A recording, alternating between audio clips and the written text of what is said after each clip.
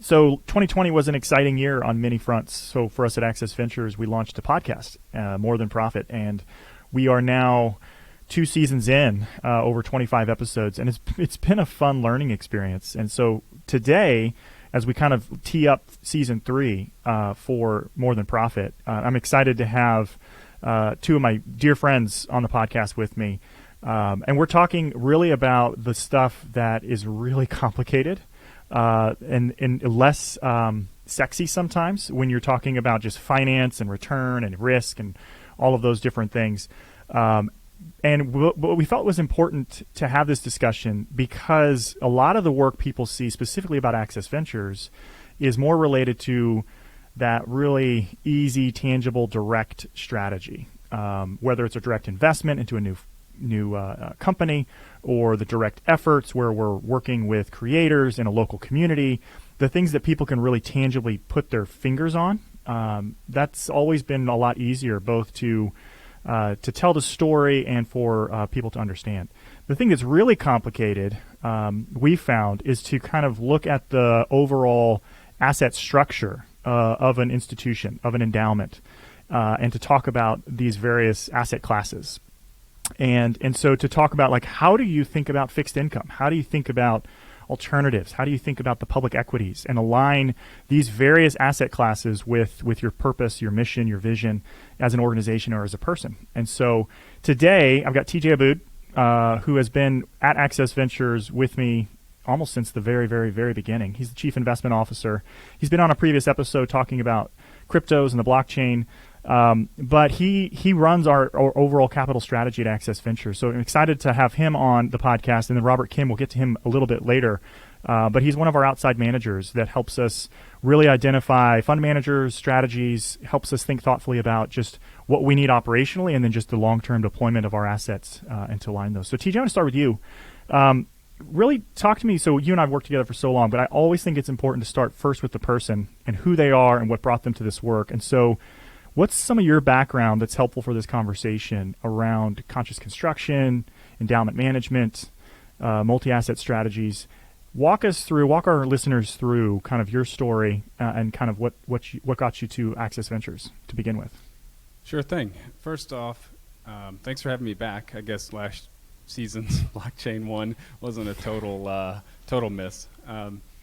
So you did great. As far as my background goes, so I studied accounting in school and knew from the beginning I didn't want to be an accountant. So got into institutional banking, and I was in one of those cohorts that comes in and you get to see all different aspects of banking and you kind of chart your course from there. And so I was able to do many things. One was trading derivatives. Another was more on the internal economic council, lending, private equity investments, things like that. And it was great coming out of school, not knowing really anything about how that world works, and it was really good training. And then I ended up going into private equity from there. And we had a pretty specific focus in home care, and we ran a roll-up strategy in different parts of the country. And so I spent 8 years doing that. A lot of direct deals, both on the buy side, sell side, and it was fun, and again, continued learning experience. So early age, early career, able to work with executives of all of our portfolio companies. And from there, I began to think differently about my work. I liked what I was doing. PE is great. It's wonderful, and it's a good career in many respects. Our particular model was difficult because it's very, low to no skilled work, and there is not a good reimbursement rate from state and federal agencies. And so in order to be successful, you needed to manage your wages. Therefore, we had thousands of employees at minimum wage. And it was difficult because we were able to reap all of these rewards and return strong IRR to our investors, but we had all these people that remained in poverty. And so that got me thinking differently about how we deploy our capital and how we view our work. And so Not too long after that, I joined you here, and I remember sitting with you. Yeah, I mean, I think that's an important journey, and I'm glad you kind of walked through a little bit how you got there, because I think a lot of people wrestle with that. Just they get into it, it's exciting, they have a mind for it. So there's not disputing the abilities that many people have, where they get attracted to numbers and how money works. But then you find yourself in it, and you realize these negative externalities that are the result of pretty basic business decisions. And I think when you kind of peel that back a little bit and you recognize on the other end of that equation is a person or a community, sometimes that makes it difficult, and a lot of people end up grappling with it. So you came over to AV, where we've tried, since our inception, to do things a little bit differently. But it's been a journey. And so I think that's some of it too, is I think sometimes for organizations like Access Ventures, if people are looking from the outside in, there's sometimes a response that I get where I don't know where even to begin, or I don't know how you got there, or wow, you guys seem to just be doing it well, which is a great compliment, and I'm thankful for that. But I do feel like it's a constant journey internally. So you and I, we're constantly talking about these things, and it wasn't something that just happened. We didn't just arrive at this. It took time and effort. So you came into AV. What were we doing? So think back. What were we doing at that point? And where are we now? So, in a short order, how did we go from those early days of AV where you came in and the focus to now where we're having a conversation around a multi-asset strategy that's pretty robust? Sure. So when I came in, the long-term future of AV was really to deploy the capital we had in meaningful ways to improve the lives of individuals and communities, and ultimately was to take all of the capital and deploy it and then manage it out from there. And so we had a very low risk public portfolio, because we wanted to ensure that all of the capital we were entrusted with went to the beneficiaries of our programs. And so we found ourselves doing a lot of direct deals. So we owned tons of real estate. And then we started to see a way to shape the values of companies at their inception. And so we started to be more active in venture and finding companies that we knew when we sat down with them, they aligned with our values, and we felt like we could support them. So fast forward, we loved what we were doing and said, well, why don't we see if we could do this for much longer than anticipated? And so we were able to bring in more capital. And at that point, our strategy had to change. We had to think more long-term, and we had to structure a portfolio in a more traditional sense. And from there, we began to see how difficult it is to have values in a portfolio that's not closely held. And so that brings us to the portfolio we have today. And I can go deeper into that, but I'll pause there. Yeah, no, that's helpful.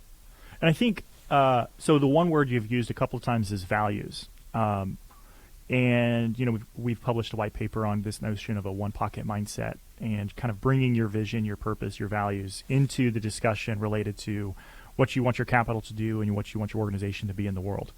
But help us pull back the onion a little bit and say, open that up and say, how do we arrive at these values you talk about?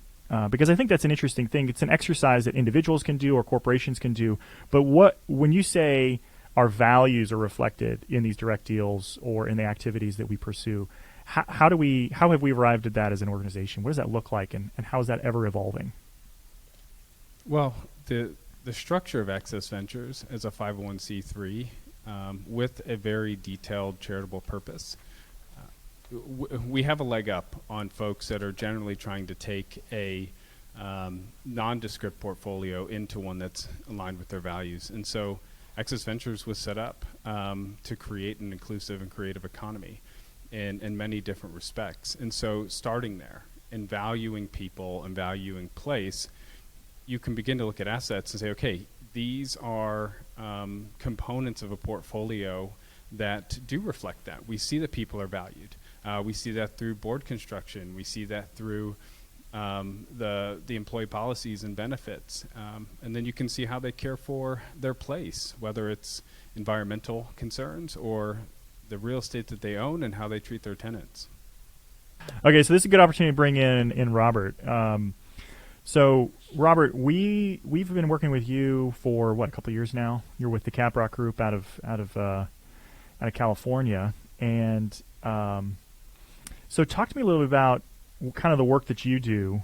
I think specifically it'd be good to kind of hear a little bit about Caprock. Some people are going to be familiar with kind of the work that Caprock does with different clients across the country.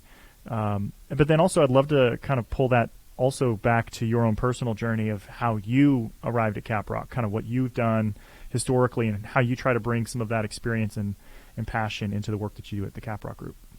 Sure. Thanks for having me. It's a real pleasure here to be here with you. I'll start with very briefly my personal journey and then talk about our firm and what we do.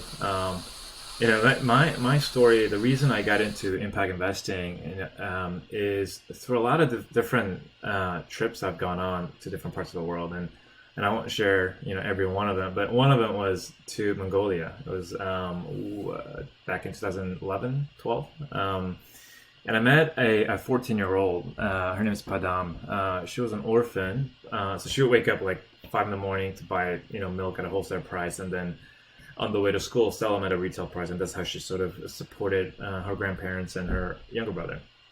But she was number one in her state in math and science at school, but she didn't have enough means to pursue college, and that really spoke volume to me. And I remember at that point, I was at Accenture doing strategy consulting work, and specifically, I was helping large tech companies start new businesses inside of their own sort of larger umbrella. And so I understood the power of a business, entrepreneurship, and the funding sort of mechanism and the power of capital markets.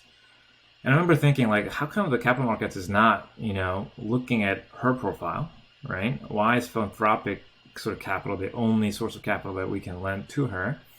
And so that sort of question stayed with me for a while. And then, long story short, I decided that I wanted to, spend majority of my career, stewarding capital toward someone like her, toward a community like her, where they are in a vulnerable position, right, in a position of suffering, yet they have just raw talent, and to sort of, close down the bias that we may have towards somewhat of a vulnerable community and really see their potential. And so that was sort of the motive behind getting into this space. So after that consulting work, I did some venture investing into entrepreneurs at a seed and Series A stage who are trying to solve the food issue, the education issue, the financial inclusion issue here in the U.S. And then in 2013, I was recruited to Caprock. And so we are a multifamily office. We work with high net worth individual families, private family foundations, but also we start to work with more of an institutional asset owners as well, like private operating foundation or donor advised fund sponsors. And so our main role is to serve as an outsourced CIO, CFO. And so we're responsible for understanding our families and clients' mission and their financial objectives and helping them execute that, plan that out and monitor that and manage that toward their objectives. And so that's in short what we do. We have offices, I believe, around 6 different locations. We manage close to $6 billion at this point. And it's been a real pleasure sort of being in this space and working side along with someone like you guys, underlying fund managers who have really risked their career to start something very innovative, right? And so it's a real pleasure to be part of this ecosystem. Okay, Robert. So you've been working with Access Ventures for the last couple of years, and it's been a pleasure. And I think one of the things we talk about, both in the work that we do at the Caprock Group, but just internally, as TJ and I get together on a regular basis. So his day-to-day, obviously, is watching all this stuff, but he and I kind of work on it. Generally at least quarterly, to kind of see kind of what are we working on, what are we focused on, what do we need operationally, and then what impact does that have on our long-term capital strategy and allocations. But one of the things, like, our kind of driving mantra is like always getting better. And so I can, confidently, Access Ventures, when we look at our portfolio, it's taken us, a couple of different managers to get to that point, the internal journey of the alignment of values and mission and the allocations. But we're always trying to figure out ways to improve that, ways to get better at identifying fund managers, the impact measurements of those fund managers, the reporting. Because I can say right now, I think last numbers, Robert, you could kind of correct us, but about 91% of our overall portfolio would be what we would declare as like positively aligned with our mission. And the rest of that is some derivation of cash, gold, fixed incomes that are more neutral. And so definitely scrubbed out the negatives, at least as far as possible. Kind of walk us through, TJ, Robert, like when somebody says conscious construction, now that phrase has been out there for a while. Heron Foundation, I think, originally conceived of this notion of like consciously constructing a portfolio. But as we look at it, what does that mean? So for the person on the street, and I'd like to try to think about it from both an organization, so an Access Ventures, an endowment, and also a person.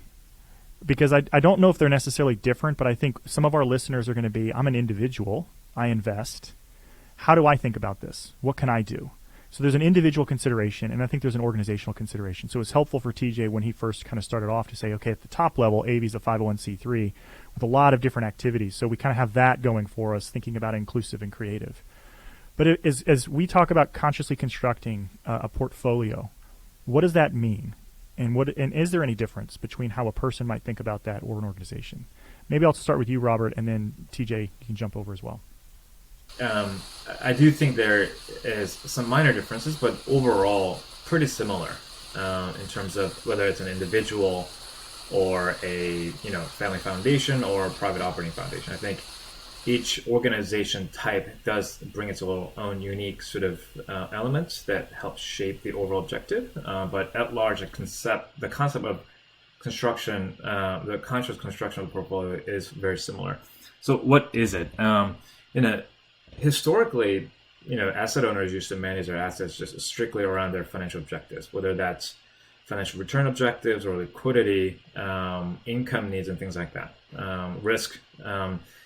And increasingly, more and more individuals and institutions are asking, hey, we want to do more with what we have. We not only want to make as much as money as possible within reasons and give it away, but we also want to, while it's invested, at least do no harm, but better yet, create some active impact. And so the conscious construction portfolio simply means that you not only look at your financial objectives, but you put the mission of your organization or of an individual or the family at the center of designing the portfolio. And so it does require intentionally designing your portfolio, and conscious construction simply means that you put the mission of your family, the values of it at the center of it, not on the side, right? You, while you do care about what is it that I want to generate in terms of financial return, you also ask the same question of what do I want this money to do, right? And so there's much more detail, and we can probably talk about how that happens, but I'll pause there in terms of what it is.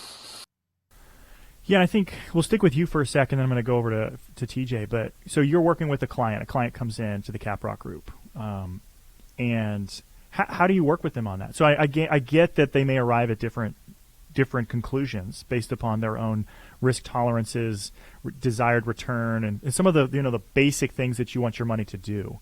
But how do you help introduce, and what does that journey look like for a client that may not even know that this is possible or even a thing, or two, once they're like, oh, okay, I do have personal values, I do have an interest. I mean, maybe they have a family foundation or some sort of donor advised fund and a community foundation that's doing something that they would say is good in the world, aligned with who they are. And then all of a sudden to have this discussion around, oh, wait a minute. Oh, wow. You mean I could potentially in some fashion align my investment strategy with that as well? That's pretty cool. How do you do that with the client? What does that look like on that journey? Yeah. And as you point out, it's super important to get the financial architecture down first, right? That creates sort of this comfort zone where you can be creative within that zone. So setting that aside, after we work through and create, and I think real quick, if I could, Robert, I think that is awesome you started there, because I think sometimes when I have conversations with people, individuals, they don't want to talk about that. There's either an embarrassment but there is an expectation of capital. Like even me as an individual, there are things that I need to do to provide for my own family, to plan for the future, to care for my community. And I think that's an important thing. And I think honestly, once you can get past that, then you can start to say, okay, within that construct, here's what we can do with that. Here's how we can get creative. And it's a liberating experience, because I don't think we should push to the side, the expectation of that capital before we start talking about these things. Because if we start talking about these things and then we try to jam in capital that's when you get a mismatch. Oftentimes, that's when people start to get frustrated because it's underperforming financially. When we started over here and said, well, wait a minute, like what you declared as a desire for the world doesn't necessarily fit that financial model. If we want to talk about financial models, let's talk about that, and then what works within that. So I think it's really helpful to start there, and I'm glad you went there. So after that, what do you do? And so, that's, as you were talking, something sort of hit my head. What ends up happening is you create that sort of financial architecture, right? And then you talk about the impact, which I'll talk about in a minute. And that over time, it's a journey, right? You talk about the theme of getting better. It changes, and as you learn more about the investing and the community you serve, even your financial architecture can change. So it's not you set a stone and it's permanent, right? It can change. It's dynamic. So on the impact side, most folks come with sort of a broad level of what is it they want to do in terms of their mission, right? As an example, it's like, I want to help serve underserved youth. And that's very, very broad, right? Where, right? What age group? Specifically, how do you want to contribute to the flourishing of that child, right? And so what we do is the result of developing a financial architecture is essentially getting to a long-term target level for each asset class. So cash, fixed income, public equity, alternatives, real assets, private investments. So you have that, right, on one hand. And what we say is, okay, you care about the well-being of a child. What components do you need to or can you contribute to, right? And it's not just innovative education, digital technology, right? Of course you need that, right? But you also need parents at home at reasonable hours. That means you need an affordable housing around where the parents work. If they commute 3 hours, right, and you get home at 9, 10, they're gonna be too tired to care for and nurture, right, their children. So affordable housing is a component. You also, they oftentimes in low income community, they have 2-3 jobs, right? And so we need a business environment or culture where within the low income community, it has a model to grow them, not just view them as a labor, but to grow them into senior management. And better yet, what if you include them as a part of an option? So when the company sells, they benefit, everybody benefits, right? And so that's sort of a conscious business management process right there, right? And so you already identified education, digital technology that fits in within venture asset class, right? Affordable housing fits under real assets, right? And then this sort of, you can make senior secure loans to businesses that really care for all employees, including those in low income community. And so that's a private credit, right? And so all of a sudden you break one sort of a broad issue into different subcomponents. And then all of a sudden you get into a diversified portfolio not only by theme, the impact theme, but also by asset class. And that helps ensure sort of that we achieve the financial objective. One thing that I want to mention about financial objective, it isn't just make as much money as possible. For surprisingly, for the vast majority of folks that we work with, it's not necessarily hitting the home run, right? It really comes down to managing risk. Doesn't mean they're risk averse all the time, but it's just about managing risk. And so, but yeah, that's sort of the process we walk through. No, that's great. And I think that's what we all are trying to do, right? I mean, personally, managing risk and saying, okay, I want to take risk. I think we all at some level want to be risk takers, especially at different ages, right? Where we have the willingness to be a little bit more creative and risky, but not to the detriment of our long-term future, the opportunities for our family and our children. And so I think you're right, managing that risk. And then within that, once you get to understand that risk profile of that person or that organization, it's really, really helpful. So TJ, turning to you. So, we've worked with Caprock Group But even internally, one of the things you and I have been working on, I think you've been really helpful in designing, is a framework to kind of really evaluate opportunities and to pursue intentional construction. And I love, Robert, what you brought in as well. I think there's a notion of like conscious construction, but consciously constructing a dynamic portfolio. A dynamic portfolio meaning that it's constantly going to be changing. It's going to constantly be adjusting to what's happening in the market, what's happening in the world, and what our own interests and desires are.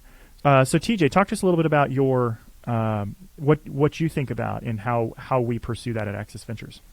Sure. So we break down kind of our mission considerations into 6 different components. And one of the things that is different for Access Ventures versus the individual, like you all mentioned before, is that we are able to invest in more asset classes, and we have more opportunities to seek out investments than a traditional person that's running a stock, bond, and a few other thing portfolio. And so our construction takes that into account. And so when we look at an opportunity, we first assess, is this on mission for us? What is the impact of this company, and does it align with what we care about? And to Robert's point, there is a financial component. We can't ignore it. And there isn't as much tension between those two things as one might think. If you're able to find a lot of investment options. But once we go back there or past that, liquidity, risk, these things that we need to manage to be prudent with our capital. And then there's a couple of things that are unique to AV. One is we look at the network. So who are we investing in? Because we have this audacious goal of changing the way the world invests. We're doing something different. And so the more people we can work with, the more we can learn, but we can collaborate and begin to expand our sphere of influence so that folks can see what we're doing and they can get excited and say, hey, I'd like to do that as well. And then lastly, we have experience. Bryce has called this fun in the past, but ultimately, what can we really truly learn? We haven't cornered the market on ideas. And so Access Ventures, we seek to learn from our managers. What are they doing? How are they doing it differently? And then how would that impact our portfolio across the board? So that's how we think about it here. Yeah, I think we should still call it fun. But no, I'm just kidding. Because I think experience is a better word to capture it, for sure. But I think ultimately that's what we're after is the definition of fun that I would have is an opportunity to learn, to be exposed to different people and cultures and ways of doing these things. And so one of the things that I think is unique, and I'm just going to piggyback off what TJ just said, is I think it's important for investors, whether that's institutional investors like in Access Ventures or private investors, to get involved, visit, talk to, meet with these fund managers, see what they're doing. A couple of things are going to happen. One, you're going to learn a lot. Two, you're going to be able to maybe influence some of their own thinking. Because I found that a lot of times when I talk to fund managers or portfolio companies on the direct side, they really relish that. They're just trying stuff. They're out there doing the best that they can do. And there is something that you can do and bring to contribute to that. And then I think thirdly, you're gonna get a better appreciation for how your money is being put to work, the complexity and the difficulties that those fund managers are facing on a day in and day out basis, and why when they come back with kind of their financial reports or their impact reports or whatever, you're able to nuance that. You're able to put flesh and bone, story, experience to those numbers, and I think see those from a different perspective, not downgrading the performance. We're not talking about that. I think sometimes people misconstrue kind of impact as concessionary. We're talking about folks out there beating benchmarks, doing great things, aligning values, pursuing impact, but they're still running into problems just like everybody. So I'm going to turn on that to both of you, and probably either of you can pick it up. But I think we've had this conversation offline a lot, especially kind of going into an end-of-year annual report season. But this idea of benchmarking. So it's really, really easy. I think one of the reasons a lot of people avoid some of this work is because I can look at a balance sheet, I can look at whatever, and I can see how the performance of that company or that fund is. I have something to compare it against, the benchmark. So let's talk there. The difficulties oftentimes around consciously constructing this dynamic portfolio. What do you compare to, right? How? What does that look like? And so there's the old 60-40. So I think some of our listeners aren't going to have any clue what we're talking about. So I think it's important to start first by defining what is benchmarking, why, how we got here, what are some of the examples of that. So maybe, Robert, if you could start with that. What is benchmarking? What are we talking about? Why is this a hard thing for organizations to really figure out in this space? Yeah, and for our conversation specifically, we're talking about financial benchmark. And so why is it important? I kind of go back to the sort of what we talked about earlier. Like when we first work with our clients, it starts with sort of this question of what matters most to them, right? And as a part of that, we come up with financial needs and all sorts of things like that. And what's really important for asset owners isn't necessarily beating S&P 500, right? It would have been really easy to beat that in 08, 09. It would have been really easy to beat that in March of 2020, right? But the most important question is this portfolio achieving my financial objective? And therefore, there is a need to understand your benchmark. What is it that I need to achieve, right? What is my personal benchmark? And so we use all those, indexes like the MSCI All Country World Index for stocks, the Barclays Agg for the fixed income, and all sorts of things. But the more important question for our clients, at least, is that's great. Is my equity portfolio beating the S&P 500? That's great. But what about the whole portfolio? Is it achieving my objective? And so it's really hard to answer that. Frankly, there's no perfect answer. There's so many holes you can poke. But what we found really helpful, since all of our investors are long-term investors over multiple decades, we've come up with what we call a personal benchmark. And so without going into the details of how you construct that, it actually essentially meets when you take in all the financial considerations that our families or our clients need, we create a plan for the portfolio. And if we execute that plan over a long period of time, I'm talking multi-cycles, on an annualized basis, what would be the expected returns? And so that is a mental number that we can go back to and say, all right, this year we have achieved that, or outperformed that, or underperformed that, and here are the reasons why. And the more nuanced version of that is, we may not be at the target level that we want to be, right, for all these asset classes. So, why are we not there? How fast are we moving toward it? And so, because they know that at the end of the day, if they're at the target level, as we want to construct it, over a multiple cycle on an annualized basis, they know that they'll achieve their financial objectives. And so that has put peace on our family's mind, understanding that they're long-term investors. Again, not perfect, but that's one way that we have designed a benchmark so that our families understand, okay, this year was successful, here's why. This year was not so successful, here are the reasons. Yeah. So TJ, as one of those clients, what is that like on our end of it? So talk to that a little bit, because it's this weird world, especially, you've introduced over the last several years blockchain, the cryptos, to our portfolio, and I think a pretty radical way, a multi-asset strategy for blockchain. But what do you benchmark against? Where does that even fit into this? So talk to us a little bit about the complexities that we're experiencing, the difficulties there, and what we're kind of left to try to do. Sure. Hopefully the blockchain work that I've introduced will shape and influence the way Caprock invests as well. You heard it here first, folks. Robert and I, yeah, that's right. That's right. Robert and I spent a lot of time together, and benchmarking has come up a couple times because the difficulty that personally I run into is we have a personal benchmark. We kind of understand what it's going to take for our capital plan to achieve the mission that we have over years and years.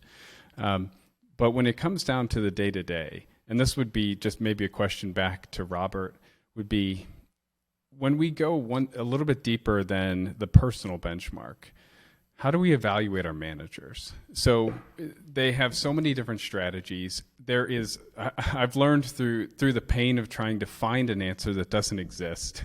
It's benchmarks for individual strategies. It's kind of a fool's game. And so how do you evaluate at a manager level who's performing and who's not performing? Yeah, no, that's a great question. And I think, there are indices for some of those, and some of the private managers. I'm assuming you're talking about the non-liquid, because for the liquid managers, there are indices the clear ones that we can compare. For the non-liquid, it's tricky. I mean, there are those indices that are out there, but there could be, you mentioned a blockchain, or there could be sort of this private credit strategy that is 7 months duration, right? But it's private, it's locked up for 1 year, right? And so how do you, what's the benchmark for that? And then you can come up with maybe Barclays, because overall it's a credit, but that's not fair, right? Because it is illiquid, although even this 1 year. And so for those, what we do is, when we underwrite them, when we diligence them, we come up with our own expected return for that manager. And what we say, given the macroeconomics, the credit environment, where the interest rates are, we believe that for the risk that we're taking by investing in them, this is a reasonable expected returns. And so it's not perfect, but it gives us a mental picture. And what we do is we talk to them every quarter, and sometimes more frequently, and we say, over the last 3 months, you've generated X, Y, Z. Why was it? And why did it underperform by 10 basis points? Or why did it outperform by 50 basis points? And so that's the conversation. It may not be perfect, but at least gives us a sense of whether or not this manager is tracking toward what they promised. And so for those, strategies where there are no indices, that's what we use at an individual investment level. Yeah, that's good to know. I mean, I think, and we've talked about this before, but I think this podcast is an opportunity for us to bring it out into the open. Because I think one of the difficulties of the benchmarking conversation and the importance of it is there's been a lot of conversation around bringing impact investing or value investing, whatever you want to call it, into the mainstream. But I think one of the difficulties to do that is this benchmarking issue. Because like right now, what you've described is a personal benchmark. It's privately determined based upon our individual goals as an organization. That is like, how do I compare that to the performance of another? How do I compare Access Ventures and our overall performance as an endowment against any other endowment? Because right now it's a private personal benchmark, and so then what we're left to do is kind of grab, the 60-40 or whatever, and then that's not a great picture, because then it's like, because there's so much nuance and you want to explain everything, so you have all these asterisks next to what things are, because it just isn't a great representation. I think the danger and the difficulty there for that is, what we need, and on the benchmarking space, is it's a limiter on scale, right? Because the way we attract more money into this is if that money can see they're not sacrificing return to do this. And when we start talking about personal benchmarks or custom benchmarking, that's pretty squishy. And so how do we help move, like what needs to happen? Is there anything that we can think of that needs to happen to try to begin to move this more towards something that's comparable, apples to apples, oranges to oranges, where we can start to look at this across individuals and organizations to give a better picture of how this is working? It's funny you mentioned that. We serve sort of 200 core, clients, and every one of their portfolio looks different. And so, and it's because, to your point, everybody is so unique. Every organization is so unique. But to your point of like outside looking in, right? If they already have sort of this mindset that impact investing or conscious construction of portfolio will lead to concessionary return, if they already have that mindset, the best thing to do is just compare that to 60-40. I mean, 60-40 meaning 60% all country world index, which is global equity, and then 40% Barclays Ag, which is a U.S. fixed income. And so, and that's because that's the most popular one, and that's the one that they're going to be using. And so what impact portfolio need to be able to do is to exceed the performance of the 60/40. And if you think about 60/40, it's 60% equity, 40% debt, although they're all liquid. If you look at any investment, it's either an equity or debt too. And so in a way, it's not a far out sort of unreasonable argument to say that 60/40 can be a good index. One, because everybody knows about it. And two, it's because it's made up of 60% equity and 40% debt. And to TJ's credit, if your portfolio is not 60/40, then you can create your own sort of version of it, 40/60, right? 50/50, and see what that does. And that's I think to somebody, because it's a different issue that you're trying to solve, which is scale of the ecosystem. And I think to do that really well, you need to use an index or a benchmark that everybody knows of. And so, yeah. Well, I think there's a couple things we're trying to solve for, right? And TJ, I'll let you jump in and explain kind of some of the conversations we've had. But I think it's important. One, we wanted to on this episode of the podcast kind of talk about conscious construction, the complexity of it, try to dispel some of that, and help people understand how they might step into that. But then also secondarily, just broadly within the ecosystem, to see this as TJ said, if one of our underlying core ideals is to change the way the world invests, a difficulty for us is to help other people see that this can achieve their financial outcomes while also aligning their purpose in the world. And so for that to make sense, for that to be possible, we've got to come up with and identify ways to compare to those commonly accepted indices. So TJ, speak a little bit to Access Ventures and kind of how we think about it, because with our portfolio itself, it's not a 60/40 mix, and we're doing some really different things. So how do we think about that, and what are we looking at right now? So that's a good and a big question. I guess starting at the top, one of the things that we're trying to do, like you mentioned, is influence others. How do we change the way the world invests? And when I think back to when we started building this portfolio, Bryce, I remember just folks laughing at us. Yeah, good luck with that. If a fully impact aligned portfolio, you're never going to win. And so we've always had not a chip on our shoulder, but maybe a chip on our shoulder to prove that it can be done. And so we've always set out to do that.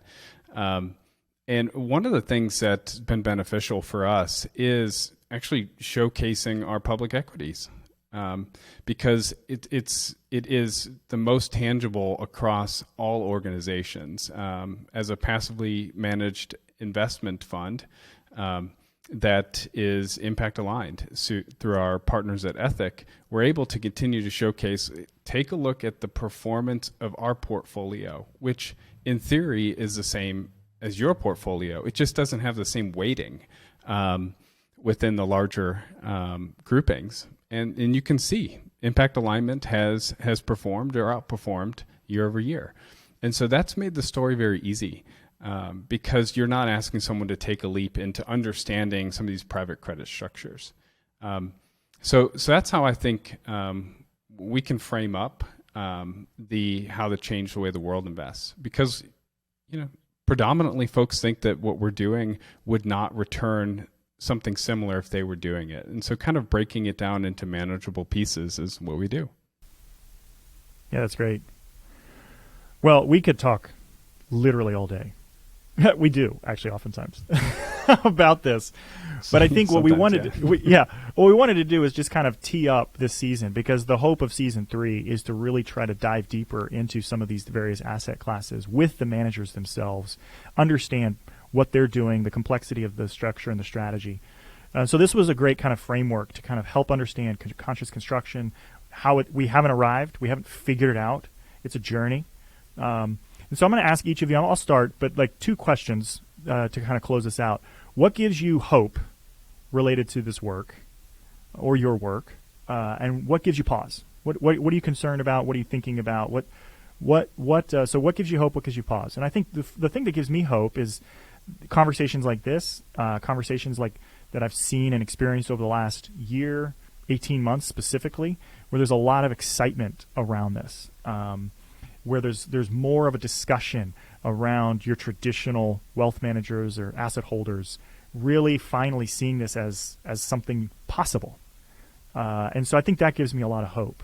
I think what gives me pause is some of the stuff we started to hit on, which is how do you actually rightly evaluate the performance financially?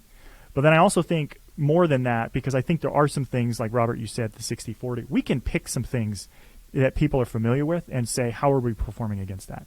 I think the thing that does give me pause is a fear of greenwashing, and because of the inability of this ecosystem, this industry, to rightly define, measure, report impact. And so when I say, like, at Access Ventures, we're trying to always get better, even though I would say we're 91% positively aligned, even within that, there are fund managers and things where it's really, really tough. And how do we compare the impact of those fund managers, the fund performance, and balancing that with the burden that we place oftentimes on our entrepreneurs and fund managers to report that. So there's this constant struggle. And so I think that's what gives me pause is the fear of greenwashing, the rush of money because it's sexy and new, and because of the inability to define metrics for impact. What's the long-term implication of that going to be? So I'll turn to TJ, and Robert, we'll give you the last word since you're gracious enough to give us more than an hour. I'd say from my perspective, what gives me encouragement is just the people in the space, and there are brilliant people working, and they're working from a true passion for using capital to improve the world around them. And an anecdote recently was a traditional fund manager coming to us, a private fund manager, and they said, "Hey, we're starting a new fund, and we care deeply about this problem. Do you all think we're an impact fund?" And that was a fun conversation, because this is a person that you wouldn't necessarily consider to be in the space, and you know what? They have a pretty compelling impact case for a traditional fund, and so I'm excited about that. That gives me a ton of encouragement. What gives me pause? You Bryce, you kind of cleared out much of the areas in which give me pause. Greenwashing is a big one, because something like this can be sexy, and without a way to showcase the impact side, it's pretty easy to be skeptical. I think that's certainly to be expected. And if there's a disruption in the market, money will flee, because it didn't really come for that reason in the first place. Yeah, for me, what gives me hope? I think I'm seeing slowly, but in a very, very powerful sort of tectonic level shift in how people view money. And I'm seeing that on a small conversation, day-to-day conversations with families and foundations, the board of the foundation, is that they want to do more. They simply want, because when we pose the question of what matters most to you, it's often leads to something more than financial return. And so, and impact investing, ESG, has provided an opportunity to express that throughout their portfolio. And so I'm seeing that shift in mindset on, oh, I could be doing this too. And so I'm really excited about that. What gives me pause? I think as this ecosystem scales and a lot of capital come in, which is great, I think there's a less and less focus on proximity. And I think proximity needs to be the central element of the journey of impact investor. Proximity to community, to the portfolio companies, to the GPs you invest as an LP. It gives you an understanding. It builds relationships. And out of those, I just seen how new innovative products can come out, right? That were not in the marketplace, that are meeting new needs. And so, and then what proximity does is it gives you an information as an investor. And if you're a financial investor, one of the main advantages that you have to outperform a benchmark is access to information that others don't have. And I think sort of journey into a community and understanding, sort of going back to that orphan student that I talked about, is understanding and meeting her, her talent, right? And that gives you an advantage on knowing that there are people like that out there. Maybe you can underwrite a credit strategy around funding education, right? And so I think, sort of teeing up the follow-on podcast where you guys have with different managers, they've done all that, right? They've gone to far ends of the, different emerging markets, frontier markets, parts of the US. And I'm just really encouraged by the intellect that they bring, the passion that they bring. And so, yeah, I'm in a way very, very encouraged by that too. And I think we're making progress. That's great. Robert, thank you. I mean, I think that's a really good word to go out on, because I think the notion of proximity at Access, we talk about this idea of user owner. And so TJ's example of Ethic, for example. So we were early investors in Ethic, super proud of that. But because of that, I think where you're an owner, you become a super user, where you can be a super user if you're an owner, they mutually are beneficial, right? So like in the military, for example, we were always told as officers, like, expect what you inspect, right? So if you're not going to inspect your soldiers following proper whatever, why do you expect them to do anything differently? And I think that's just life. That's just how we are as people. And so how can you expect your investment strategy to do anything differently if you're not willing to jump in and inspect it more thoughtfully, more intentionally?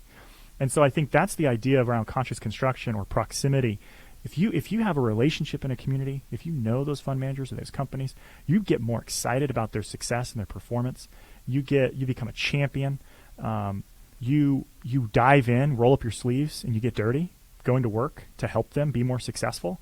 Their success is your success.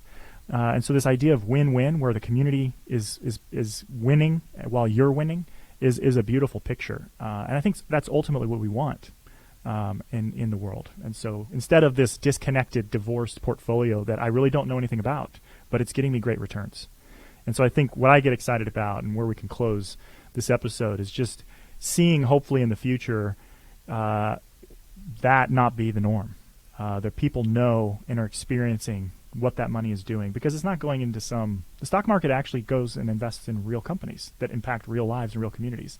And so knowing that more intimately is really the goal. So thank you guys for your time.